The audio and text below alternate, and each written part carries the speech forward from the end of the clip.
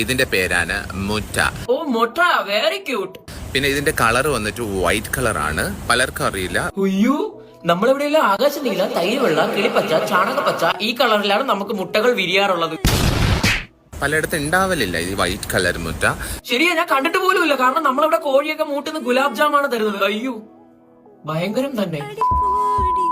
So ഇത് ഒറ്റ വായിക്കിട്ട് കഴിക്കുന്ന പറഞ്ഞാൽ ഭയങ്കര ഒരു സാഹസ്യമാണ്. ആ, ചേട്ടനെ പോലെ എക്സ്പീരിയൻസ് ഉണ്ടെങ്കിൽ എല്ലാം കയറി പോകും. ഒറ്റ വായിലും മുട്ടയായാലും കുക്കുംബർ വരെ വേണമെങ്കിൽ കയറി പോകുമായിരിക്കും. ചെറിയ കുട്ടികൾ ആരും ഇത് ട്രൈ ചെയ്യരുത്. ഞാൻ ട്രൈ ചെയ്യാൻ പോവാണ്.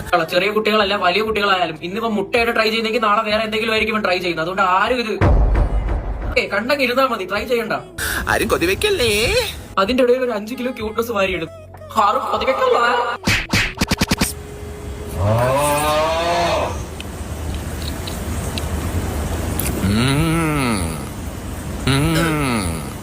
മുട്ട.